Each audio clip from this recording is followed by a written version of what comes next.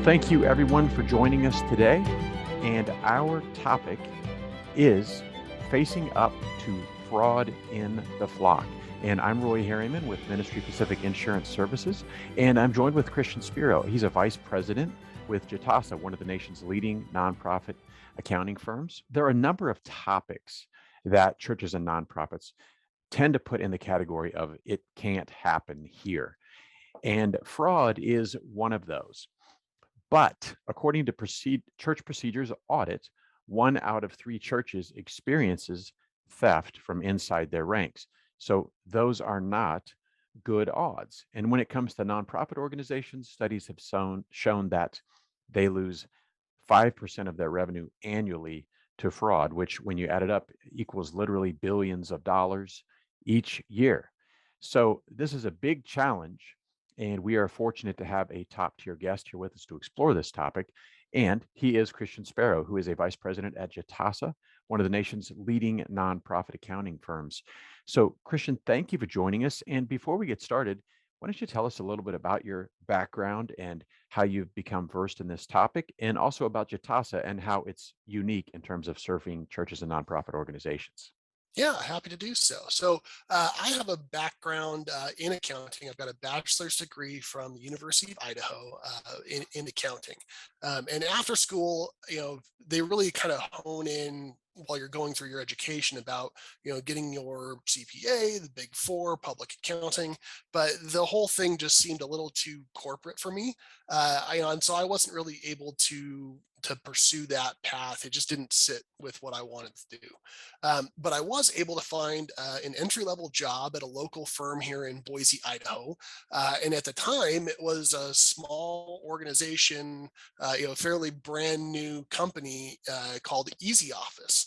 That has since then, over the years, transitioned and grown into Jitasa, which is the name that we go by now. But over my 12 years of working here, I've had the privilege of really starting at entry level and working my way up. So I started out as an accounting representative and doing data entry and really learning about the nonprofit world from one of my mentors who had 30 years of experience in the field. From there, I moved into an accounting manager role and started to manage individuals and manage more clients and groups of clients. And most recently was the general manager of operations here at Jitasa. So I oversaw our entire delivery team. So over the years have been involved in thousands of organizations and hundreds of audits and have really gotten to know the world of nonprofit accounting, in and out. So recently I've kind of pivoted roles. As you've mentioned, Roy, I'm now a vice president in the sales area, and so have kind of shifted from delivering the services to talking with prospective clients about what we do and how we do it. So the company Jitasa has grown pretty substantially since I started back in 2010. But we're currently serving a little over 1,000 nonprofits and employ over 350 staff globally. But the focus is still the same. We only work with nonprofits and we only support them in their accounting needs, which is a pretty niche market, but we feel that it's one that was in desperate need of an affordable option. So I would say that Jitasa is unique really in 2 ways. So first is our exclusive, focus on the market segment, and that's not unique. There's a lot of companies that just focus on nonprofits, but for us, it's just nonprofits and it's just bookkeeping and accounting, and we do it nationwide. And we really haven't found too many people that do that. But because we only focus on nonprofits and accounting, we're pretty good at what we do. It's rare that we run into a situation that we haven't seen that exact situation or a similar situation before, and so a lot of times we know how to approach it and how to handle it. I would say our second unique attribute is just our global support approach. So we currently have 4 offices across the world. One here in Boise, Idaho, where our headquarters is. We have one in Bangkok, Thailand, one in Sarajevo, Bosnia, and then most recently one in San Jose, Costa Rica. But that global approach gives us the ability to have a very tight turnaround time in terms of processing, just given the time zones that people are in. But it also keeps us very affordable to most every nonprofit, just given the global labor market. So I think in those two areas, we're a pretty unique organization. Well, Christian, we're talking about Mhm. fraud here today, or embezzlement. Let's start out by defining fraud, when it as it relates to churches and nonprofits. What exactly is it? How is it different from other types of theft, such as burglary or maybe a cyber attack originating from some foreign country? Yeah, so fraud, as it's formally defined, and I had to look this up to get a formal definition, but it's the wrongful or criminal deception intended to result in financial or personal gain. But what that means in terms of the context of today's conversation, is somebody intentionally modifying a report or a process to make a personal gain. So unlike burglary or a cyber attack, where it's somebody from the outside attacking the church, this is, fraud is typically completed by an employee or a volunteer from inside the organization, and they're covering their tracks to prevent anybody from knowing it. Okay, so we're talking about and what you might call an insider job here, as opposed to someone from the outside coming in. Yeah, absolutely. So unlike again, unlike somebody breaking into the office to take things, fraudulent activity is typically covered up so that A, they're not identified, and B, a lot of times they can continue to do it. So somebody has to have access to be able to do that within the organization, and have the system knowledge or the process knowledge to be able to hide it. And so this isn't just about money collection either, which is as an accountant, the first place that I go to when I think of fraud is when money is being collected. Fraud can happen when spending money as well. Was that dinner really related to the organization? Was that really a church dinner? Was gas put into an organization vehicle? There's a lot of different ways to commit fraud that may be outside of the purview of the normal operations on the day to day. Excellent. Well, thank you. Thank you for the definition. Yeah. So not only the collecting of money, but the disbursement of those funds can be part of it. It seems paradoxical that churches and nonprofits, which are organizations that are formed around doing good, are so frequently victimized by their own people. Why such a high rate of failure in churches in the nonprofit sector? Yeah, well, unfortunately, churches and other nonprofits or NPOs are more susceptible simply by the nature of their work. So people who work in and volunteer at nonprofits are, for the most part, there to do good in their communities. And the vast majority of them do a lot of really good things. Don't get me wrong. There's a lot of really good work and good volunteers out there. But because of that, it's hard not to just automatically trust people when they're viewed as being there to help, right? Somebody shows up to volunteer, they're doing a good thing. It's hard not to just inherently trust that they're there to do good. But the end result of that, inherent trust, is that a lot of common practices in the for-profit world are either ignored completely or bypassed in the nonprofit world. And this could be simply a function of resources available, right? You think about tithe collection on Sunday morning, and you only have one person to count the money. That's a limitation of resources. Or it could be a function of the environment. We know Joe. Joe's been volunteering here every month for the last 5 years. We don't need to check his work because it's Joe. So the reasons may vary, but the end result is really the same, and that's that proper checks and balances aren't put in place, or they're not followed properly. So I do think it's important to point out that a lot of fraud cases with volunteers don't start out as an intentional act to defund the church of hundreds of thousands of dollars, right? That's not the initial intent. A lot of times it starts with hey, they won't miss this $50, or I really need this $50 to pay a bill this month. I'll pay it back. It starts with that type of a situation, but it quickly turns into a much larger problem. And there's an acronym when you're talking about fraud and motivations behind fraud, that is MICE, MICE, and it stands for money, ideology, coercion, and ego. And while money is a very common one, right, the main driver behind it, the reasons for motivating the act really will depend on the person. So sometimes, the thought of, well, nobody's going to catch me doing this, is an egotistical approach in the driver behind why they're committing the act. Well, that's fascinating. Okay, so mice, MICE, kind of help to Yeah. give some lay out the motivations. There's not just one motivation. It's not just money. And Hmm. I'm not qualified to weigh on in this, but I understand that can even be the case in from what I've read of some of the espionage, where someone they may give away Yeah. secrets of their country, not so much because they want the money, but they want to feel important. They want to feel valued. So that sheds Hmm. some Hmm. interesting insight.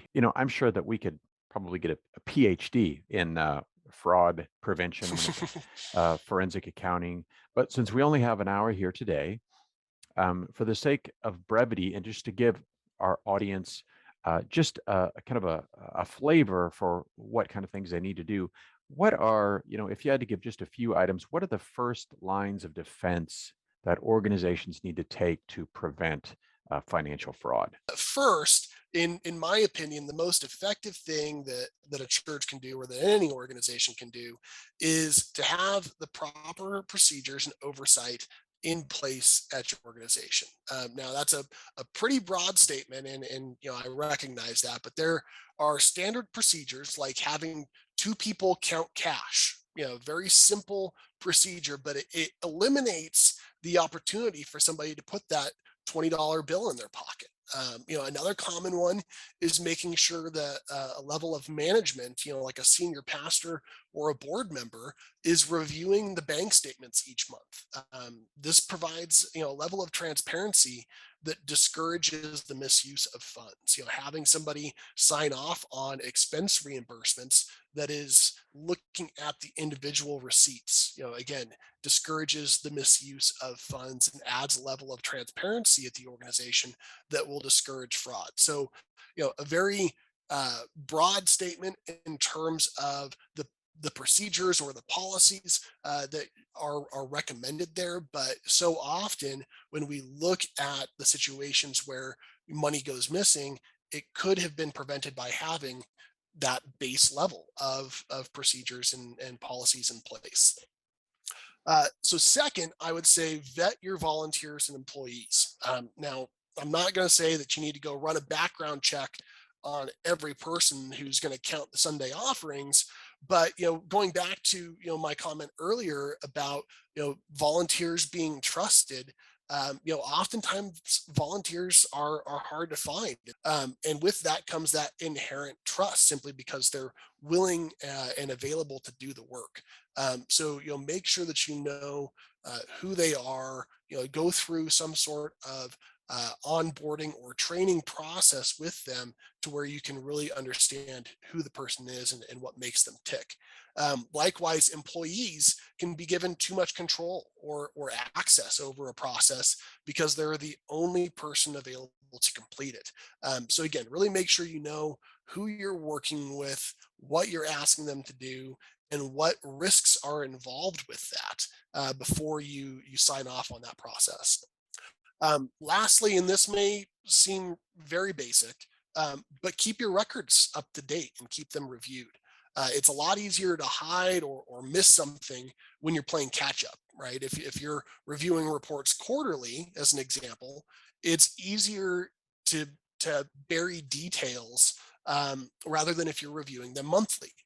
And a lot of times that with churches and nonprofits, that again comes back to a resource availability piece where we have a volunteer who's doing our bookkeeping and accounting, and they've got a full-time job, so the only time that they can get to it is once a quarter, or they get behind, and before you know it, you're 6 months behind on your reporting.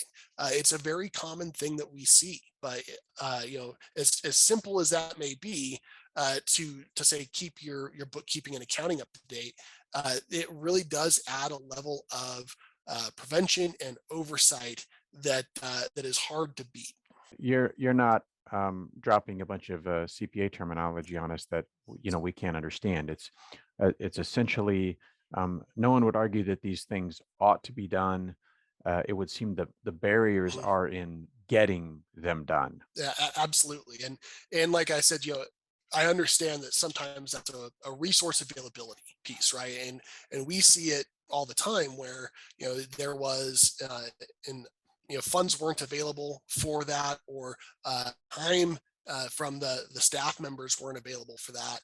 But again, when we're looking at for-profit fraud versus nonprofit fraud, this is one of the reasons why nonprofit organizations are so much more susceptible to fraud than for profits. From your perspective, um, is there any benefit to churches in using a third party, for example, like an accounting firm, to count funds, and so where essentially that function is taken off premises and managed by a third party? I'm sure there also could be things problematic with that as well. Yeah, and this is right up our alley because this is what a lot of what Jitasa does is acts as that third party oversight piece for the accounting function. So there's absolutely certain benefits to it. One of those is as a third party CPA firm or accounting firm, this is the practice that we live and breathe. And a lot of times we have to go through internal control audits to verify that we've got those proper controls in place. And so by doing so, you're eliminating the ability or the possibility of somebody at that firm following the same processes or the same lack of processes, if you will, that a volunteer would follow internally, right? And so you think about counting money, just as an example, somebody doing that at a third party service, they would inherently have two or maybe even three people doing that at one point in time. Where as if you were doing it on a Sunday morning, that may be only available for a single volunteer. So there's definitely pieces to having a third party handle it that are beneficial. There are downsides, obviously. With a third party, a lot of times you're confined to the scope of your contract. Whereas if you have, somebody who is an employee or a volunteer, if there's something that hey, it would be great if you could add this on, they just handle it, and it's not going to cost you any additional money. So definitely some pros and cons. I'm a big believer of the outsource model. I think that there's a lot more pros than there are cons, especially with a company like Jitasa. You're not just getting the service, you're getting access to a wide breadth of knowledge within the nonprofit realm, and policies and procedures of best practices within an industry that you don't get when you hire somebody on internally. I was researching stories uh, that unfortunately are quite easy to come by of churches and nonprofits that are defrauded. To make this more real to our audience, can you share some instances of fraud that you've dealt with in your work at Jitasa so people can get a flavor of kind of the reality that we're talking about here? Yeah, and unfortunately, there's been a handful of instances that I've been involved with over the years. And as you pose this question to me, Roy, one instance in particular comes to mind of a client whose bookkeeper had been employed at the organization for about 14 years. So, a tenured employee that was trusted with a lot of responsibilities and given a lot of control over the accounting cycle and the accounting process, which isn't a bad thing, but she was given this control with very little oversight. Again, because of that tenured employment and the trust that went along with that, they just trusted that she did the right thing. So this organization had a store as a part of their services that sold a variety of different stuff, but they did a pretty big volume of sales, about $500,000 a year. But when you have somebody who has complete responsibility for setting up the system, controlling all of the records, and reconciling the bank account, it's really not a good combination. And so what happened was the American Express credit card transactions were processed slightly differently than Visa or MasterCard. And so she had set up a special account that all Amex transactions went to, and nobody knew about it. And so then once a month, the bookkeeper would go in and transfer those funds to their personal bank account. But because they were in control of the records and the reconciliations, nobody knew about it.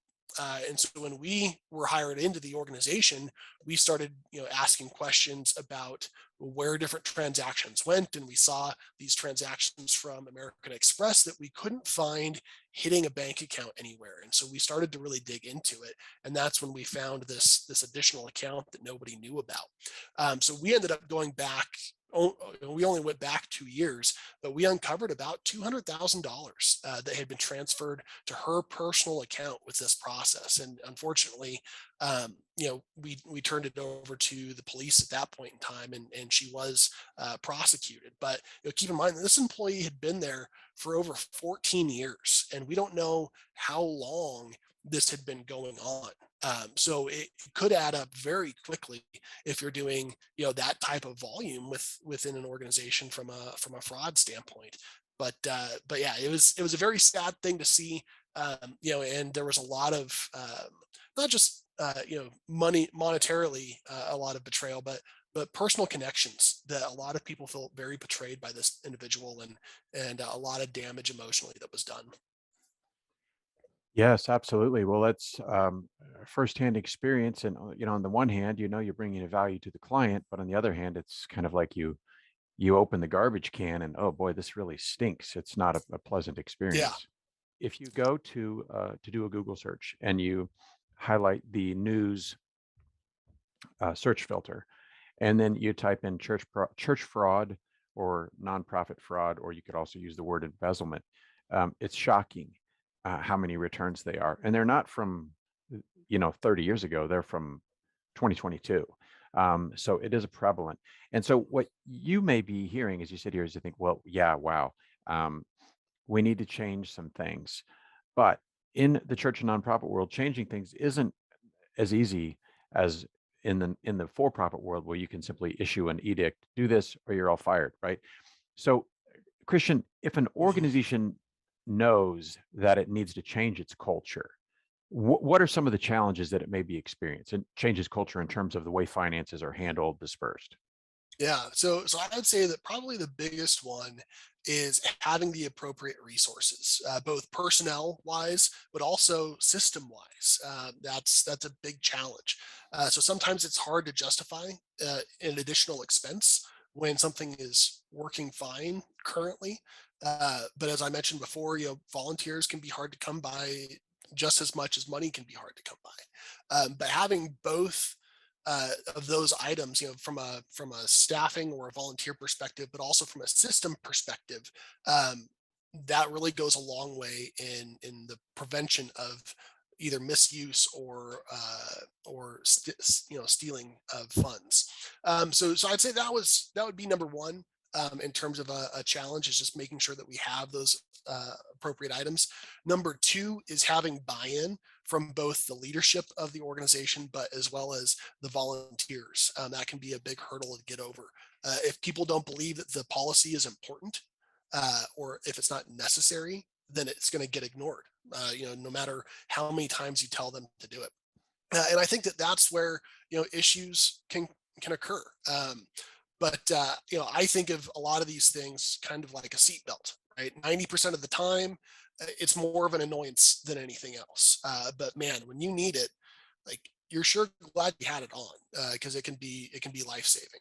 That is an excellent way to put it. And Christian, as someone who was on church staffs for 14 years, I can definitely say that uh, the idea that the changes like this should be championed by the leadership makes all the difference. I recall a Mhm. major change about 20 years ago, when the church I was serving in was really stepping up its security protocols in terms of children's ministry. So you only this person can check the child in, only this person can check the child out. Don't let anyone come out. And there were all these questions. Well, I know these people, but when the leadership championed, look, this is important. This is about safety. This is about children. It made the difference. And so I think Yeah. leaders, if they just leave it to someone in charge of accounting to explain it, it could seem like, oh yeah, Rob over there, he's being a perfectionist again. But when they understand the bigger picture, Yeah. it seems like people only like change when it's their idea. And even good change, even good change. And Yeah. so, Yeah. particularly in a church or nonprofit environment, feelings can get hurt. It's a big deal. So, somebody who has been counting money alone for 5 years, all of a sudden has a partner, and could easily be, well, what is it? What's wrong? You don't trust me?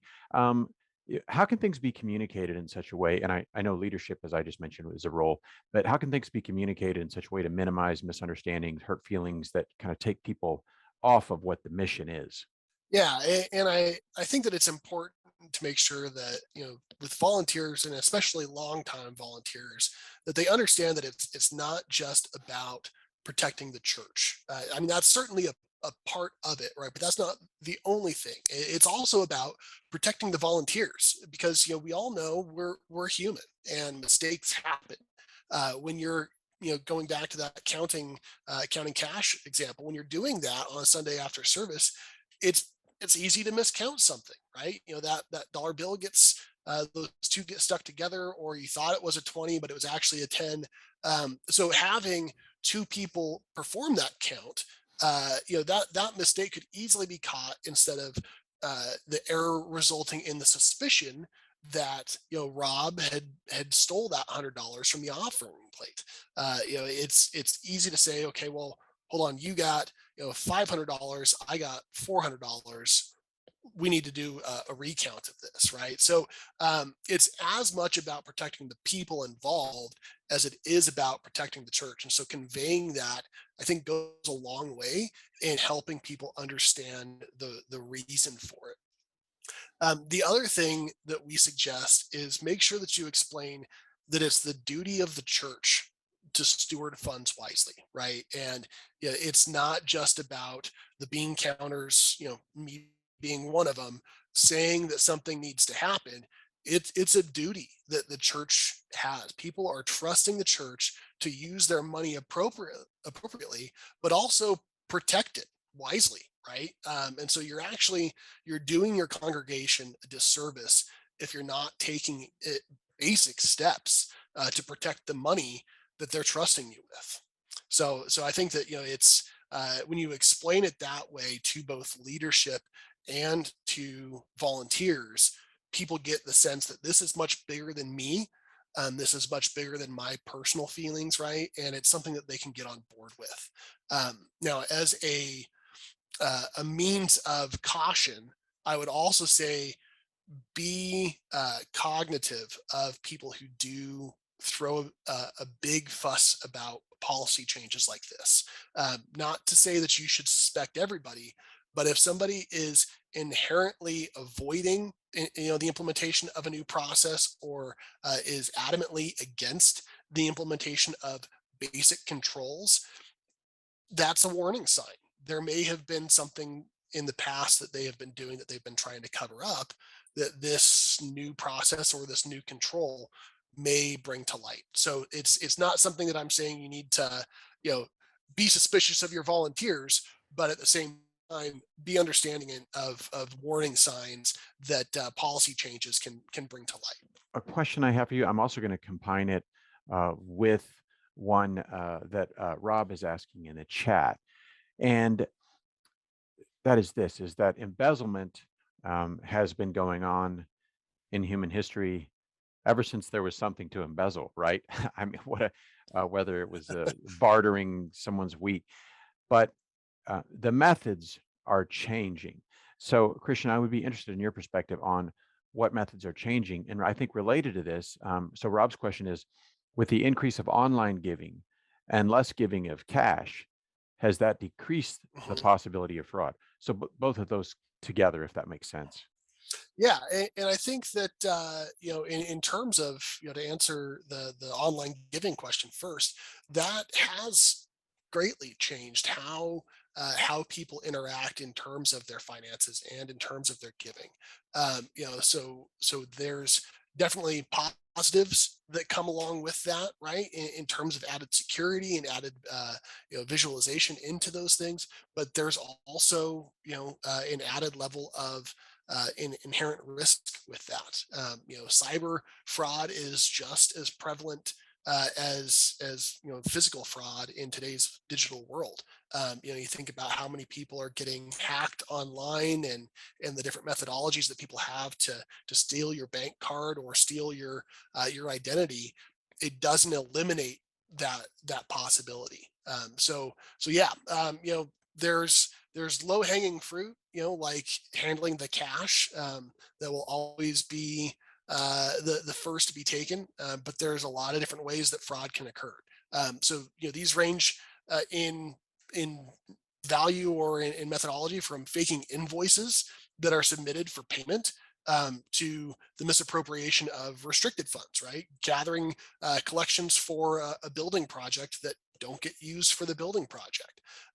So I think that there's a lot of different ways that we view fraud in today's modern world. But I do think that with the increase in technology applications and using things like text to give, these technologies can help prevent fraud when set up correctly, and maintained and reviewed frequently. And I think that those two pieces are kind of the cornerstone of that, if you will, where setting it up and having it available is only the first portion of that process. Actually maintaining the process and reviewing the process on a frequent basis is the maintenance that is needed to help ensure that the fraud is avoided. Once the money is collected, however it arrives, whether it arrives digitally or through a check or through a Mhm. cash offering, what happens to it then is often where things go south because of the lack of controls, as you said. Yep. In fact, we had a client not too long ago who had three different invoices that were submitted that were fake invoices on under fake company names, and they ended up losing about $20,000 because somebody wasn't paying attention to what the invoice was and what it was supposed to have been for, and it was just approved and paid, and they ended up losing about $20,000. I want to complement what Christian is talking about. And we had a question on our chat also about this financial bonding insurance. And so I hope everyone's taking notes about the very excellent suggestions that Christian has, and also that they'll follow up with him, because this is just, again, the beginning of the conversation. But something that we have available through Ministry Pacific is what's called financial bonding insurance. And to translate it differently, you could call it embezzlement insurance, you could call it safety net insurance, but essentially it's insurance that helps churches and nonprofits to recoup losses resulting from criminal activity, as we've been discussing today. Now, you may think that your organization doesn't have the resources for someone to exploit, but many of these thefts, as Christian alluded to, occur over a period of years, and so it could easily add up to $50,000 or $100,000 or more. And in the media that we use to communicate about this particular webinar, we cited an example of a church employee who stole $1 million over a period of 11 years. Now think about that, 11 years. That is really a long game. That is persistence in fraud, and it added up. So what you can have for this type of things is a safety net in the form of what's called bonding insurance. Now, a couple things to understand, because we don't want to at all overstate what this insurance can do. With insurance, there's a contract. The insured is supposed to do this, and the insurer then will do that. And so if the two don't work together, then the insurance payment is not going to happen.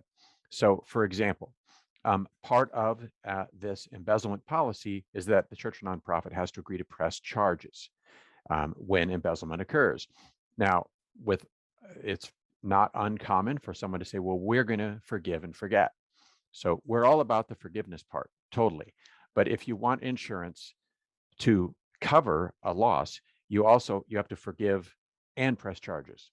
There's not any negotiation on that part. So that's part of this.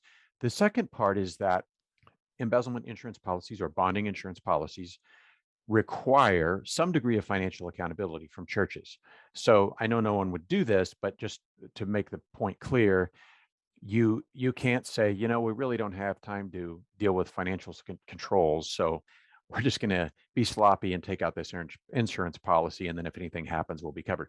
That won't work. A degree of financial controls are required, so that the insurer knows that, hey, these people are essentially a good risk. They're trying, and then insurance is there if someone's being devious or evading the system or breaking the system. So a couple of things. One, Ministry Pacific clients who are in a group plan, you already have bonding insurance. So that's good news. So the question for you, if you're a Ministry Pacific client in a group plan, is it enough insurance for your organization's particular needs? And that answer is going to be, it depends on your organization. The second part of it is, are you satisfying the insurer's requirements for financial controls? And the answer to most of those questions, if you don't know, is you want to talk to your agent. If you don't know who your agent is, we can put you in touch with your agent. At Ministry Pacific, again, we're the broker, so we connect you to insurers and we can help you with that. If you're not in a group plan, but you're interested in bonding insurance, whether you're a church or organization operating independently, a client or not, we can help you. So contact us and let us know. We can explore this with you. Let's dive in here. Christian, unless you had anything to add on that, we can dive into some of these questions. Okay. No, that was great. Okay. One question is, could you again give the definition of the acronym MICE in terms of how it relates to people's motives in stealing? Yeah, absolutely. So that was money, ideology, coercion, and ego. Okay. So yeah, helps to give some enlightenment into, it's not just greed that's the driver of why Right. people, really brings in all aspects of human nature. And going back to the example that I gave of that bookkeeper who, with the American Express payments, her justification with that was, I have these medical bills that I can't afford on my salary, and therefore it justified, my reasoning for stealing it. So she wasn't in it to to make millions in and of herself. It was a need that a monetary need that she had for medical bills. So it was one of those situations where it was fairly heartbreaking to see, but money in the sense of making extra wealth was not the driving factor. Right. And it would be easier for people who are on the prevention side if there was just one reason, one thing to look for. Yeah, Someone who wore dark glasses and a hoodie, right? But right. it really defies any kind of stereotyping, and that's, I think, why it's so effective. It's shocking, as I did some research for this webinar. You pull up examples, and here is on a police mugshot of a 72-year-old grandmother. Yeah. And who would have thought? And that's the value of what we're talking about here today. Christopher. And Christopher has a related question, and we have enough time to get it. He said, is there such a thing as too much record keeping, as in retaining digital as well as physical copies of documents and transactions? Yeah, and this is a touchy subject, because there's a lot, especially in the accounting world, right? There's a lot of old school accountants that want to have that physical copy, that physical paper. So my response to this question, I would say, is the documentation that you have is only beneficial if you're going to review it. So whether that is a physical document, a digital copy, a combo of the two, it's only going to be beneficial if you're using those documents. So I would say, is there such thing as too much record keeping? Yeah, I would say that there is, because a lot of times that can just be a cluttered mess by keeping too much, and it prevents you from being able to go through it in a systematic fashion to where you can actually use the review process to prevent or verify things. So if you're going to keep both a digital and a physical copy, my recommendation would be pick one as your primary record source and keep that meticulously organized so that you have the ability to go back and review it and you know where stuff is. Now, a lot of times we'll actually see where somebody is keeping a digital copy and that's their primary record keeping source, right? So they've got that all saved digitally, but then they just have a banker box where that's their backup, and that gets filled and it's by month, and then they go and they put that in storage, and every 5 years they remove certain aspects of that. That's a great methodology, right? Because then if for whatever reason the digital copy gets corrupted, you can go back to the physical copy and you still have that for your records. But again, keep a single source that's your primary one and keep it organized. Excellent. And there's a lot of good questions here. And I'm sure for people who are really invested in their church's accounting, this could be like a telethon for Christian where he just keeps answering questions till he loses his voice. But I have another one that says, what is the point in the development or growth of a church when it makes sense to move accounting off-site? We have a part-time controller who is paid and a volunteer treasurer. What does the break-even cost look like? So I know that's going to be a complicated question, a complicated answer, but Yeah. I'm sure you can share some insight with us.